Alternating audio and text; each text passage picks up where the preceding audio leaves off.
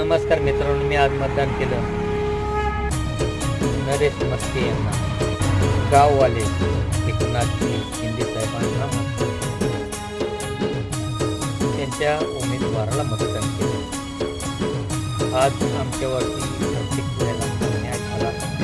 आमच्या गावामध्ये सुद्धा गावाकडे सुद्धा कोणी लक्ष दिलं नाही. फक्त इलेक्शन आणि इलेक्शनची मतं मिळवणं ह्या लोकांचं कर्तव्य असतं. आज मी राहायला पनवेलला असून सुद्धा पहिला राहायला तो कोकणला माझं आधार कार्ड हरवलं या मतदान करण्याच्या नादामध्ये, तरी देखील मी